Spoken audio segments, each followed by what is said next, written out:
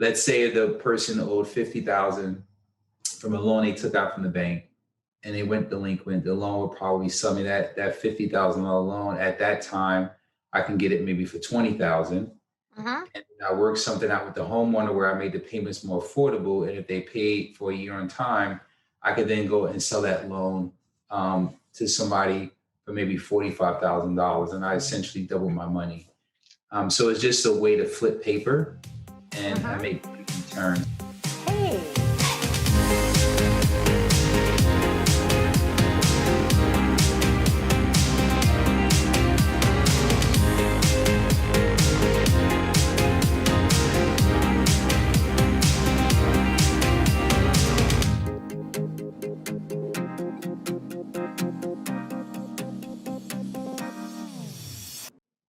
Hey, everybody. Welcome to the most wonderful real estate podcast ever.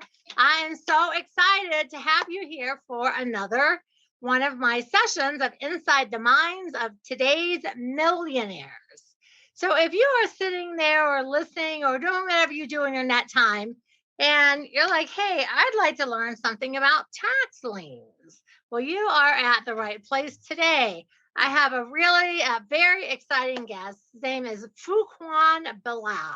So how are you, honey? I'm doing great. I'm glad to be here. Thanks for having me on the show. Oh, I'm so excited. Looking good over there. Got your jacket. Looking all fancy. So are you. It's I love it. wonderful. I love it. I always have some crazy wild shirt on, but I don't wear something wild. People don't know who I am.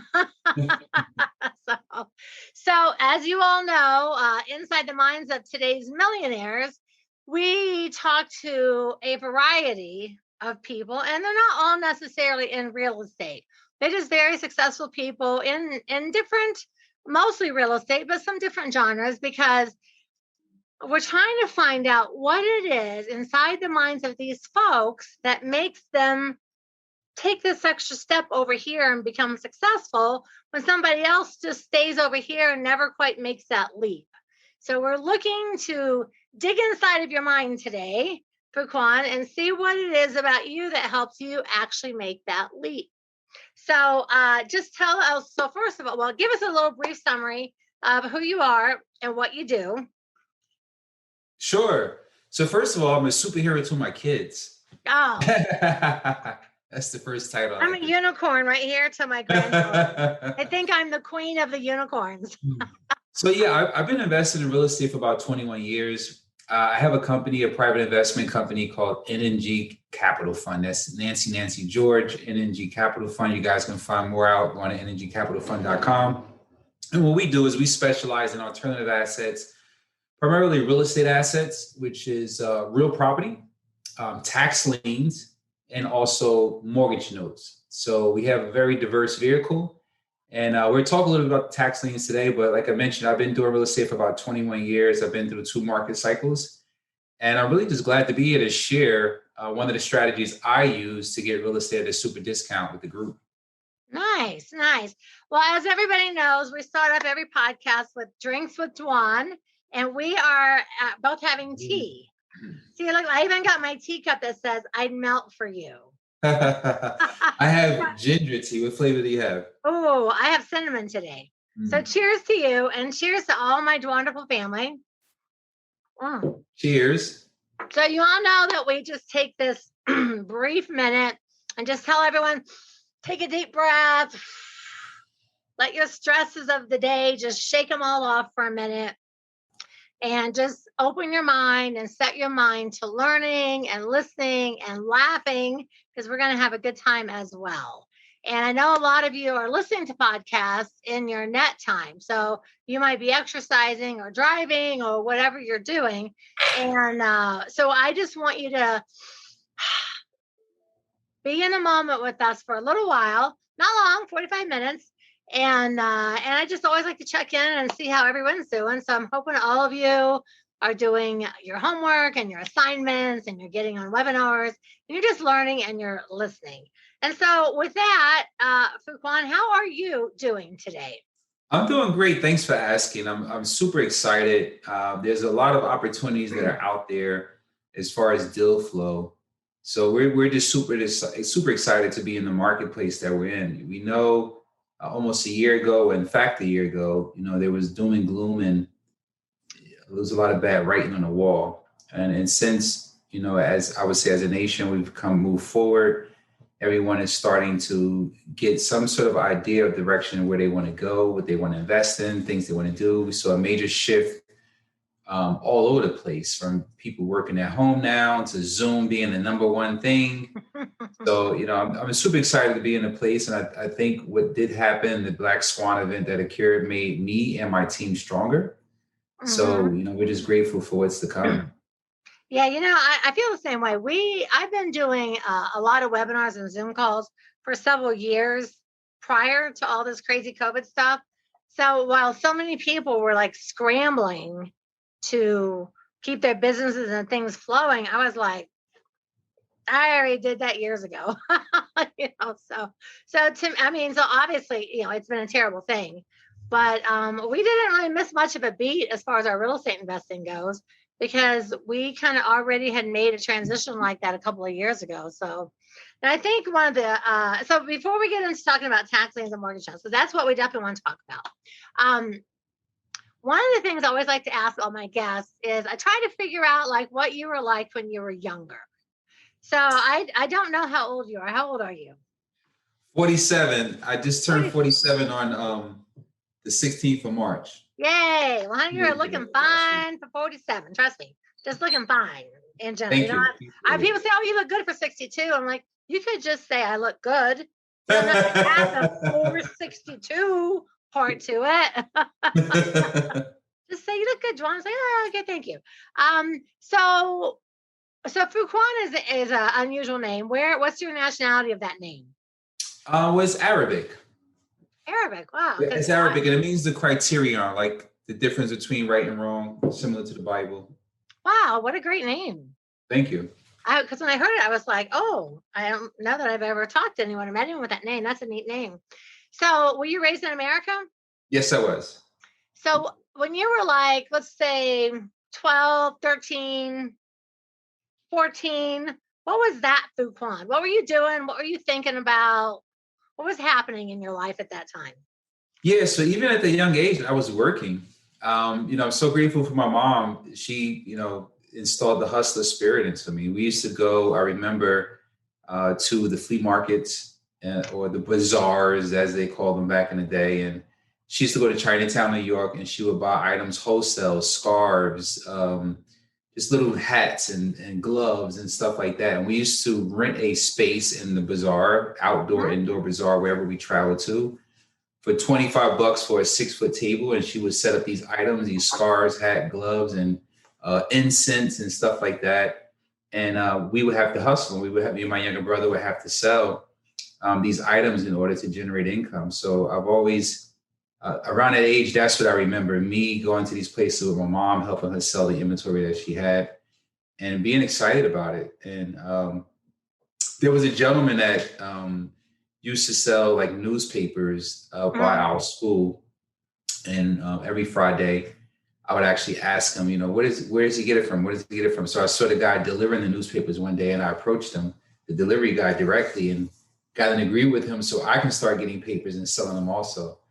So I did some paper routes and did some things like that. So I remembered, at that young age, being my own boss and generating income and learning that. So that developed a hunger in me and a hustler spirit. So of course, I did the common things with my friends, played football in the street, played chase and all the other stuff, basketball. Yeah. But yeah, that's what I remember most of, being excited about being in business. It's funny. I think 100% of the people I've interviewed so far, even including myself, all of us at 12, 13, 14, we were already all making money. Because we didn't get an allowance. So if I wanted to go somewhere and do something, I had to earn the money. Now I didn't get to go to a bazaar and just sit behind a desk. I had to go work in the garden, feed the cows, feed the pigs, get the eggs. I had to weed the garden. I had to pick the trees and pick the peaches, and I had to kill the chickens and pluck them. And I had to do a little bit more gruesome sort of work, but we got paid for it. And I was just like, we lived on a farm. So when you're a farm kid, you don't know. And I would like to have just like sat in a bazaar chatting with people without dirty Yeah, napkins. actually, my younger brother, he sat behind the table, but I was the one who would go out into the crowd and cut them off like before they got to the bazaar. And so any of the other items that were being displayed, and I made sure I had my items for sale, the incense, the smaller things that they can buy. So I was the guy, on the corner before the bazaar trying to hustle the stuff. So it was pretty funny now I look back on it, but yeah.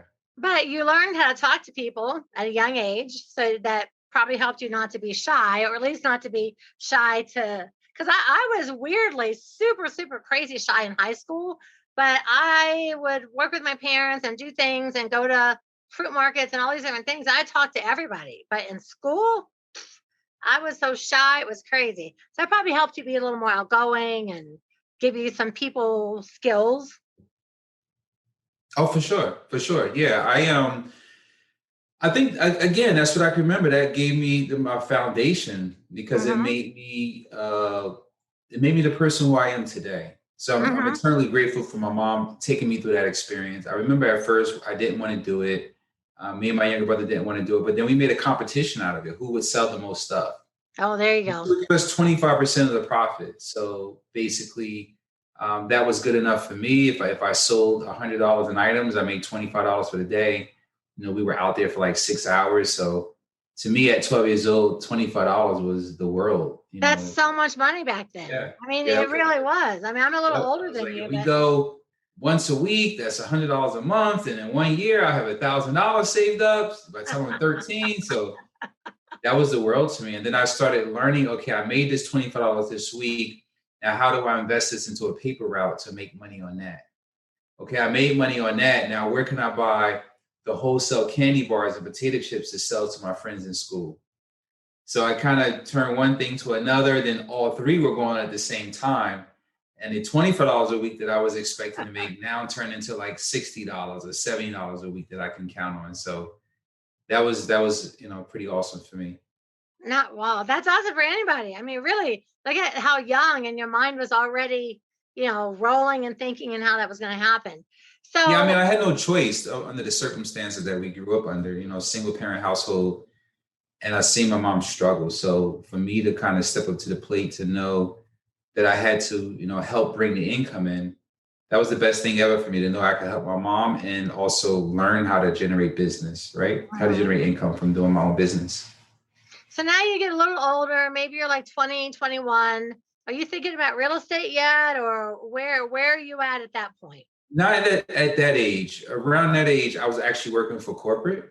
I was a Oh, director of sales of telecommunication, and I actually lived in California. It was a town called Signal Hills, about 20 minutes away from LA. And during that time, we had call centers in New York. I'm sorry, call centers in LA for this telecommunication company I used to work for. And my job was to modify the scripts and rebuttals and make sure that people at the call centers was doing a job, they were in compliance. So I did that for a few years. And I really liked it because it was sales. Like I've always been into sales. I love sales me too. from Always. when I was younger and everything else. So that gave me the ability to really shine. And I actually lucked up with that job because I took a job as a telemarketer and I really did well during the day shift. And I was competing with one of the top sellers in that space. And then they put me on the night shift and I just blew the doors off of everybody who was in the night shift. And then they made me a manager at the night shift. And they said, you know what? We need you to go out and help with California. We have some issues out there. Would you mind going? And I went for 30 days. And then it wound up turning to me living out there. They gave me a nice compensation package.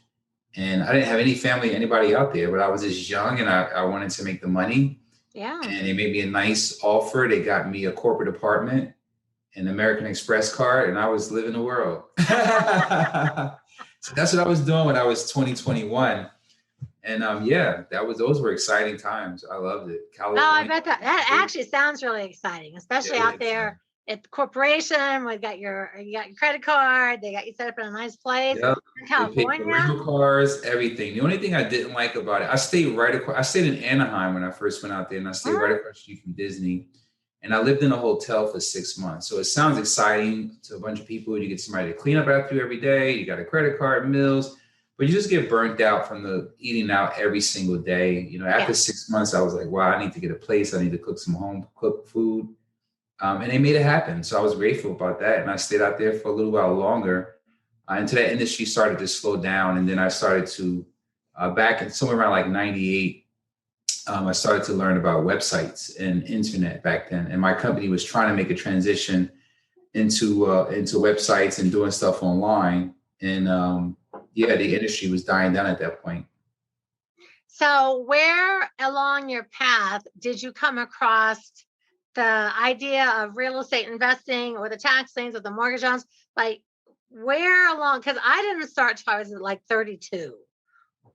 So I was doing a bunch of stupid stuff before that. So like really, so I wish I would have had a place in California and a company credit card and all that stuff. I was too busy like in the 80s partying.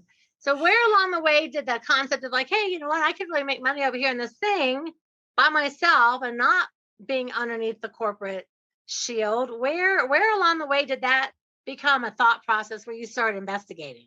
Yeah, so it was fairly easy. I had a cousin of mine who we were like rivals. He actually, just he never had a job, always got odd jobs here and there. And when I got my corporate job at my American Express, I was like, yeah, I'm doing better than you. You know, young kids, that's what we do. We tease each other. Hell Who's yeah. better, who's this and that. So he actually started to shadow someone who was involved in real estate. And after about a year being around this guy, he actually did a closing and he made like $40,000. And when he made the check, we had went out to dinner and he showed me the check. He's like, hey, I just did my first closing. I made 40,000. Now you're working for the man. I'm working for myself and I made half your salary, in a shorter period of time. So that kind of woke me up a bit to know that there were other opportunities out there and I didn't need to be in corporate with benefits and American Express and all the other stuff, that I can actually make, in this shorter period of time, half my salary. At the time I was making like 85,000 a year plus commission. That's still a lot of money though, honey. I'm that's sorry? a lot of money for people today. That's a lot of money. Oh yeah, that was for me at that young age. I thought I was on top of the world. American Express, making his money, working for corporate, and but I am sure the person who they had before me, they were paying over 100,000 to live in California. So I still, even at that age, know I wasn't being paid what I was supposed to be paid. They just replaced the person that was out there that wasn't doing a good job with me at a lower expense, got me a corporate apartment. So I believe everything that I was making in the corporate apartment, all the bells and whistles, was just the salary of the person they replaced me with. So I knew I was getting the short end of the stick. There was gossip going through the company, but I was excited because I never got paid that much. I was a young kid and I was grateful. So anyway, when my cousin showed me the check, I knew that if I can put all the time and energy that I'm putting in for this company and just on me and what I want to do and use real estate as a vehicle to do that, then that was great. So I started to shadow my cousin around. And lo and behold, in less than 6 months, I made a check for 30,000, and I figured out, how this works. And that was somewhere around late 99, early 2000. So how old are you at this point? Somewhere almost about 24, probably. Yeah. Oh, okay. So you're still really young. Yeah, around 24 was when I first got into real estate. And during that time, it was, going into 2000, I think FHA was the predominant lending source out there. Conventional really didn't open up that much. Or if it was high interest rates. I think maybe like 9%, if I can remember, somewhere around there. I remember FHA had like 7% was like the thing with FHA. And, they didn't really start opening up the products with the conventional stuff until like maybe 2003, 2004, somewhere around there, where it started to, get more competitive when, you could fog a mirror and get a loan. They started to loosen up a little bit. And during that time, I had honed my skills in flipping properties. I was doing it full time. I was doing about 35, 36 transactions a year consecutively. So just real quick. So you were flipping. So you were getting them on a contract and you were wholesaling them to like a landlord or a rehab or somebody. Not wholesaling them. I was actually getting them under contract, rehabbing them, and then selling them retail. So you were rehabbing. Yeah, I was rehabbing and then selling them retail. And you were doing how many a year? I'm sorry? How many a year were you doing? About 35, 36 a year. Wow, that's like you Yeah. were like playing. That's Yeah. serious. 35 rehabs, because Yeah, rehabs, we were doing it. Yeah, I know some guys who do. I'm in a group with some guys who do 300 a year. So, that's a lot. but I mean, those are smaller end rehabs. They're doing 10, 15,000, really quick fix, hoteling stuff, getting rid of them. But yeah, I mean, that's probably a mixture too of wholesale and retail stuff that these guys are doing. But we were doing 36, 35, 36 retail deals. Like we were buying them, fixing them, and selling them. So, and I knew that as I'll go back before, I was saying about put the time and energy into what I wanted to do, the same effort and everything I was doing at corporate, and it worked. It panned off. I started putting a lot of time and energy, 25/8, no breaks, sun up, sun down, 7 days a week, and had all the energy in the world. And I was very passionate about it, as I am today for real estate. It was a way out. It gave me my fill of importance because I was able to go back to the communities where I was from. I'm from Newark, New Jersey.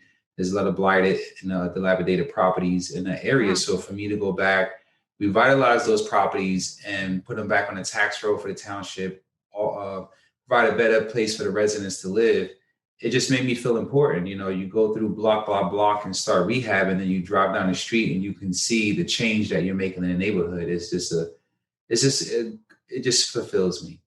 So I love doing that, and I continue to do that all the way up until 2008, 2009, when the market started to take a dip, and then the market ultimately crashed. Yeah.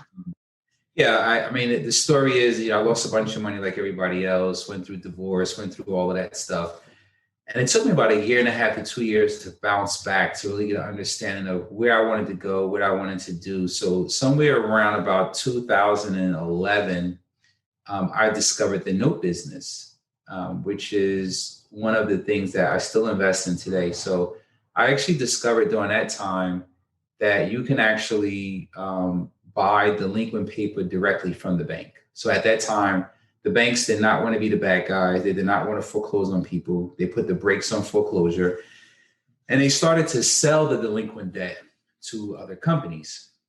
It's not as regulated. It wasn't as regulated as it is today. Right. But back then in 2011, 2012, you can literally get a spreadsheet of loans from the bank that they would, a tape, which they call it, and they would sell you a couple of hundred loans at like 10 cents on the dollar, especially in Florida, where stuff at New York, all these places, inventory was very cheap, but you would buy it in the form of, they would assign the rights of collection, the note and mortgage over to you, and then you would have to hire your own attorneys, foreclose on it or collect on it.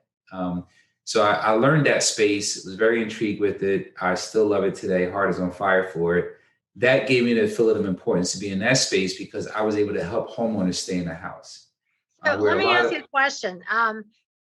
So just so people understand, because a lot of people are brand new and they're coming across this and like, I don't understand what's the difference between buying a note and buying a house. So you were buying the debt, the note against the property.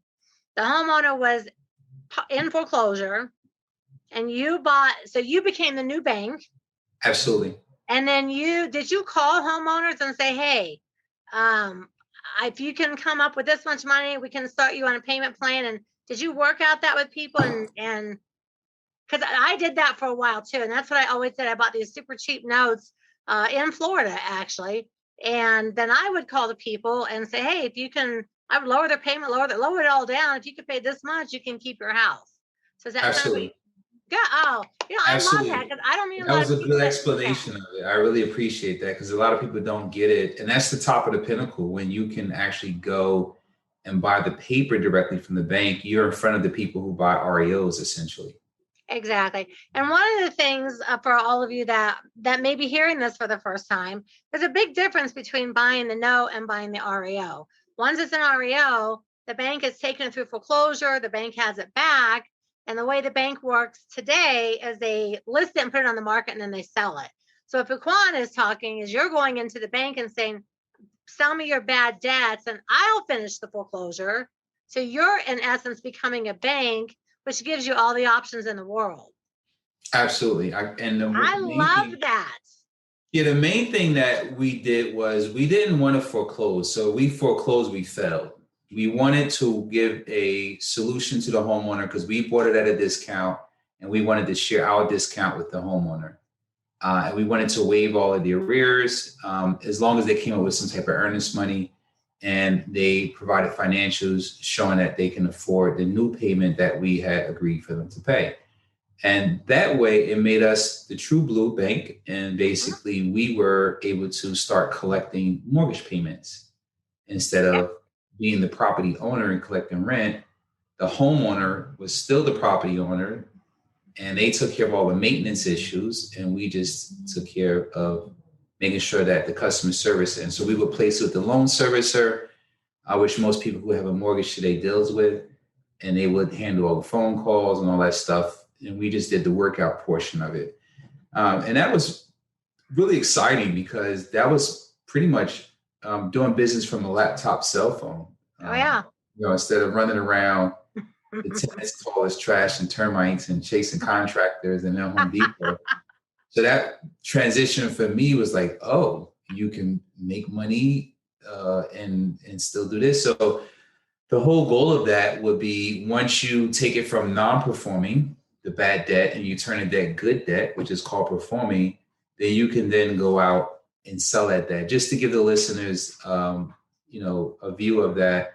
Let's say the person owed $50,000 from a loan they took out from the bank, and they went delinquent. The loan would probably sell me that $50,000 loan. At that time, I can get it maybe for $20,000. Mm-hmm. And I worked something out with the homeowner where I made the payments more affordable. And if they paid for a year on time, I could then go and sell that loan to somebody for maybe $45,000. And I essentially doubled my money. So it's just a way to flip paper and make great returns. So we love that space because we was able to provide a solution to the homeowners that were in default. And we were able to provide inventory to investors looking for cash flow and papers without being the property manager. So that was great. And we did that for a very long time. So real quick before you go on, because I know people are going to be like, what? How can they find you? How can people find you? Because I mean, I did that for a short while and it was one of the most fun things I ever did. So they're like, okay, I want to hear what Fuquan has to say more about that. Where can people find you? I'm all over social media. If they go, I'm on Facebook, I'm on Instagram, I'm on YouTube. They can find me on any one of those platforms and message me. I communicate with anybody who reaches out to me. So they can just put my name in any one of those platforms, Fuquan Bilal, and message me and I'll contact them. And your website? Our website is nngcapitalfund.com. But if they want me directly, they can, hit me up on social media. That's the easiest way nowadays. I used to give people my email address, but social media is the place now where everybody's at. So they can find me there easily, very easy. And he does write back. I stalked him on Instagram, so Messenger. He does write back. I have a time block that I actually do with social media. Because when I first got on it, it sucks up all your time and everything. Oh. But I have a time block where it's early morning and late evenings. Like when I'm done with all the stuff I have to do, then I kind of tap into social media, and that's like, do some customer service stuff, answering questions. And I actually created those platforms on social media so I can actually help people. When I first got on social media 2 years ago, I said my goal was the first year was to educate 5,000 people. And then I quickly realized that was too small of a goal because within 7 months, I had 5,000 followers on Instagram. I was like, wow, this is because, I was putting out content and everything else. So I believe I've surpassed that goal so many times. And I just put out a lot of content, educational content I try to put out that would help people. You do. I follow you everywhere. I'm like one of your secret stalkers. I appreciate it. Now, how did you go from the note buying? It is something I've done as well. And I got to tell you, one of the things I always tell all my students, and I call them my family, is that you want to create a win-win-win. So it's a win for the homeowner, it's a win for the bank, and it's a win for you. So the fact that you base your life around these wins, 3 wins, you're not just like screwing the bank or the, whatever. It's a win-win for everybody. I love that. I love that because, not all investors are as ethical, I guess we could say. And they're like, I don't care, screw the homeowner, the bank, they don't care. They're just all about money for themselves. And which is one of the reasons I'm picky about who I have on my call, because I really want people that really have a heart for helping people. Because my whole life, my whole 30 years of investing has been all about helping people. So when I meet a fellow lover of people, that makes me very excited. Now, how did you go from the, because I love the note buying, how did that work over into the tax liens? And explain to people what, so here's a couple things. Explain what it is. And then if you can give us tips, just 3 tips on how a brand new person could find out or look into tax liens. I always like to try to leave people with, some little piece of information that they can go, oh, well, okay, I'm going to take those 3 tips and Google and find out what I can find out. And of course, reaching you directly. Yeah, so I mean, so let me just back up a bit. So before the market crashed, I felt as though, and I don't know if anybody take this the wrong way, I felt as though I was God. And what I mean by that, I was so ignorant that I didn't know that a real estate community existed, because I had so much money and had all the cars, and by the time I was 28, I was a millionaire. And I just was dumb, for better lack of words, of being in a group of other people who can have a pulse in the market and kind of, let you know what's happening. So I was blind when the market crashed. I didn't see the signs on the wall, and I lost a couple $1 million of my own money and had to start all over again. So through me discovering real estate groups, I started to attend these groups and these meetups and started to take it more serious and connect. I just want to ask you real quick, not to interrupt you. Did you used to go to Phyllis Rockhour's group? Which group? Phyllis Rockhour in LA. Did you go to the LA RIA? No. So I was living in New Jersey after I lived in California. I started my real estate career in 99. So I lived in California until about 98. So when I started to, after the market crashed, go to these real estate events and really started to understand, the power of relationships and building a strong network, I discovered really those places were an opportunity for you to have a pulse in the market, because they had different categories and they taught different things. And it was during that time that I learned about tax liens. And, I didn't take action with it, but I would listen to the presentations. I would take notes. I understood the concept. And I was like, one day. So I would keep the arrow in my quiver, as they say, or tool in my toolbox. And I had knowledge of it. I researched it, but I didn't take action on it. And one thing I want to tell the listeners is that you may see me on social media with all the things that I do, but please realize that there's 21 years of experience. And before I did each one, I created mastery in it. So I did over 150 flips before the market crashed. So I knew how to do that, but I wasn't excellent at it. I was probably 60% good at it. And I got better at it after the market crashed, and reverse engineered my mistakes and started to go to these real estate meetups and learn from people who had more experience. I was able to build mastery on how to do a flip, how to streamline construction, how to use the right systems and tools to keep you accountable. So I could build mastery in that. When I learned the note business, I did the same thing. I went over the hill and got the arrows in my back first. I invested my own money. I built case studies. I figured it out. Before I started to raise capital for that, I put my own capital at risk. So, and then I built mastery in that. I brought the right team on. I built systems, tools, and processes in order to scale that business efficiently. I'm not scaled to be bigger. I scale to be better.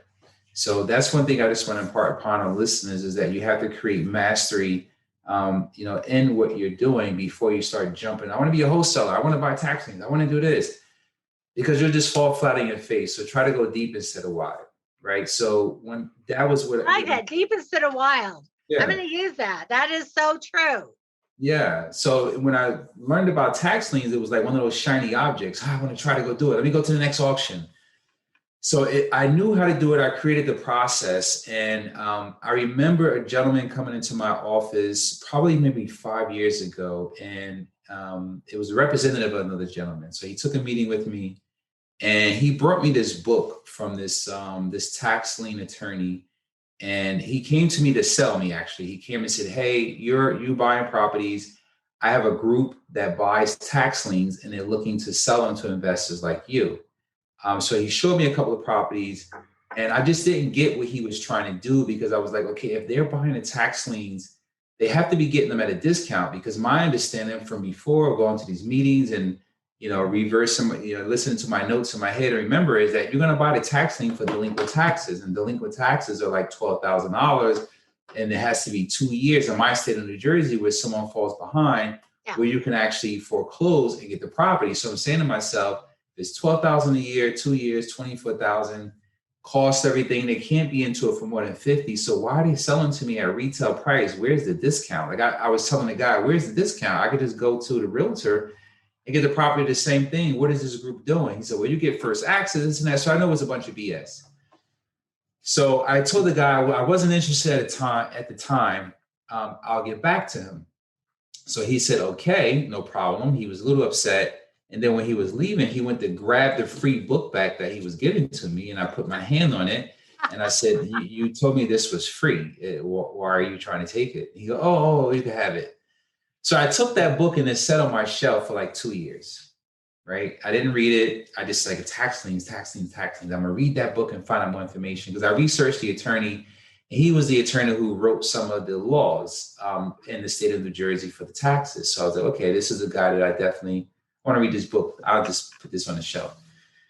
So the market started to increase after 2015.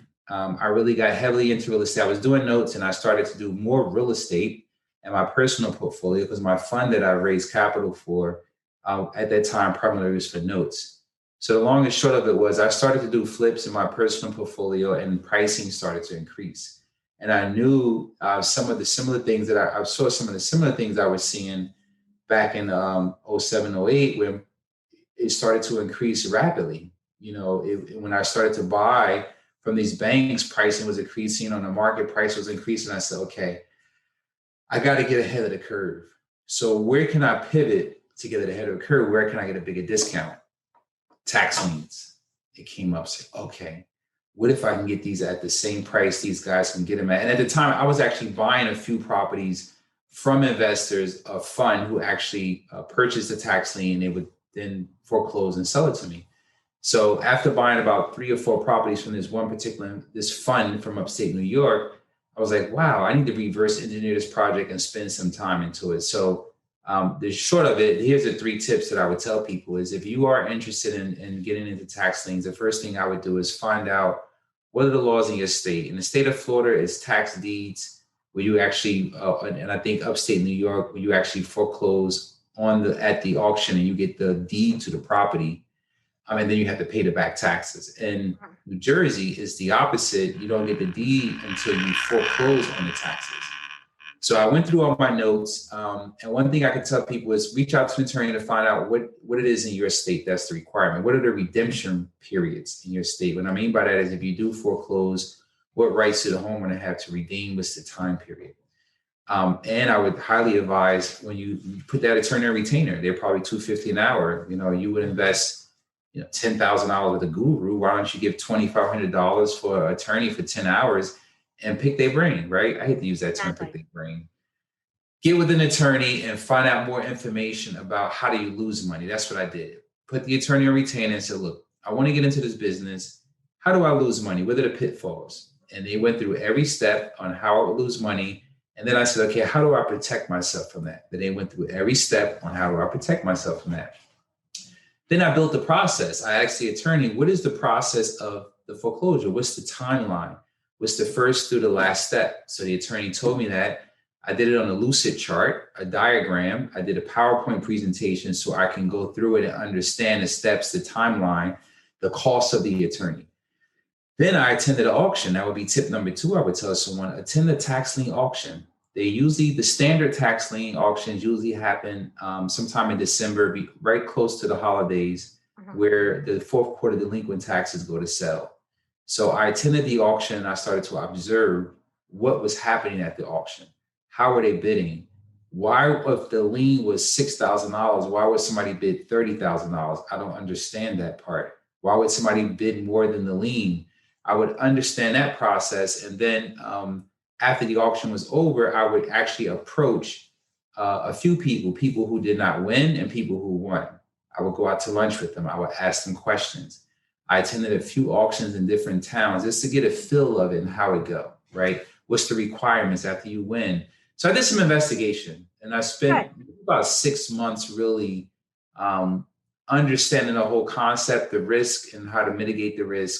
And then again, I went over the hill first, got the arrows in my back. I put my money up and bought some tax liens. And I was able to successfully win the first round, 18 tax sale certificates. And I was, Wow. Good for wow, you. this was pretty scary. Like, now what do I do? And then I was like, okay, you have a process, follow your process. I reached out to that attorney. Good news. We spoke a few months ago, and basically, I won these auctions. I got the steps. Here it is.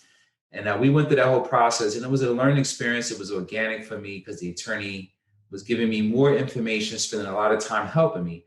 And one thing I would also suggest is the attorney that I chose was the same attorney that foreclosed on the township that I made the bids in, tax certificates. So when it goes to auction, nobody win. It goes back to the township, and then the township will foreclose and take control of the property or have the lien. So I used the same attorney who the township was using because they were already in there with the township, and it would be easier for them to go through the process with the township. So that's another tip I can tell people. So, through that process. Is that the third tip? Yes, the third tip. Get a good attorney.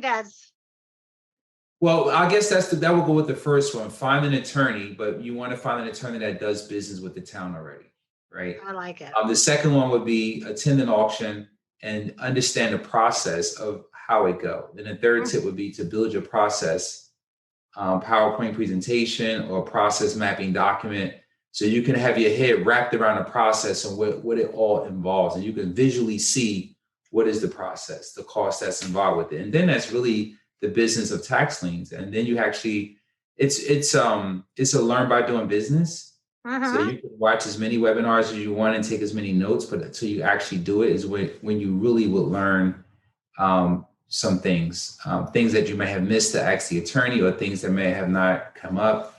And then, just attend as many webinars or things you can about that. Very profitable business. I did a deal the other day where I purchased 2 properties, and I'm all into it. Construction, everything, for about $750,000. I sold it for 1.5. It took me about 19 months to do it, and that's the biggest tax lien deal I've done to date. Yeah. That is an awesome job. So I know we're getting short on our time. So a couple of things, and these are just random. Tell me your favorite band of all time. Wow. Favorite band of all time. I would have to say, wow, why can't these guys come to my mind? They're the band, I think they're from Seattle, that they do everybody's songs except for their own songs, I think. And oh my God, what is the name of this band? Nirvana. Nirvana? Yeah, Nirvana, yeah. With Kurt Cobain? Yeah. Oh, I love Nirvana. Yep. I loved grunge music when it came out. What's your favorite? I like. Go ahead. No, what's your favorite food? Favorite food, I would have to say I like salmon. Ooh. Yeah, I like salmon. You know what? That is actually my favorite. I eat salmon like 4 times a week. Yeah, I love salmon. I can never ever get enough of it. Yep. And it's so good for you. All the good omegas is like so good for you. And I've learned 1,000 ways. I learned a lot of ways to cook it during COVID because we couldn't go out anywhere. It's like, man, I had to learn how to cook. So I had to learn. Now, as you know, we, at the end of the podcast, we do the life equities. And so so what I say is, like, these 5 life equities are basically the sum of who we are. So they're financial, spiritual, physical, mental, and family. And I feel like everything in our life falls under one of, like, family and friends, physical, and all of it. So I always love for my guests to honor us and give us our assignments of the week. So what have you decided to give us as our life equity assignment? Sure. So I'll pick family. And what I would say to people is the first assignment is to look at your calendar, right? A lot of people now are using their calendars to book things, meetings, and everything else. And then when you look at that calendar, actually look at what you have scheduled for business versus what you have scheduled for family, whether it's your husband, your children, or friends, or whatever that you're close to. Like, are you actually blocking time and booking time to build a deeper relationship with your children, your husband, your wife, friends, and stuff like that? Is that blocked on your calendar? I think that people invest more time into the business and not more time to the things that really matters the most. So that would be the homework assignments: review your calendar and look at what you have blocked most, stuff for business or stuff for the people who you care about. And that's Oh, it. that is that's the very, that's the first time we've had that life equity. It's really great because all my guests come up with such creative things. So I really thank you and honor you for giving that to us. So the wonderful people out there, you know that what we ask you to do is to do that life equity until the next time. So do it for a week. And if it's something that you like and it feels good, make it a part of your life. And if it doesn't fit what you think where you're headed right now, do it for a week anyway, because we just all need to do, I guess part of what that is like, it's like balance. We just all need a little bit more balance. So I agree. People get too focused on work and they let everything else go by the wayside. All right. So let me just see if I have this right. So Fuquan, you are 47. You started working at 13 in the corporate world. Your cousin did a first real estate deal, and your competitiveness of him making 40,000 got you interested in real estate investing. You like Nirvana, you like salmon, you made $30,000 on your first deal. And the tips for the day are: learn the laws in your state for the tax liens, go to auctions, try to help people, and build your process. Follow someone, build your process. Don't just wing it and go wild. Have a process, have some steps. And we're going to check our calendars and make sure we have enough time for our family and friends versus everything being all about business. Yeah, you got it. Is that it? Got it. All Thanks for right, having me guys. on the show. Look how much fun this guy is. So hit me up at Dwanderful.com, Facebook, everything at Dwan, just like Fuquan, he's everywhere. And I want to thank you so much for being on the call today. Anytime. It was so much fun. Yes, I enjoyed it. All right, folks, remember, the truth is in the red letters. So we'll see you next week. Same bat time, same bat channel. Ciao. All right. Bye, everybody.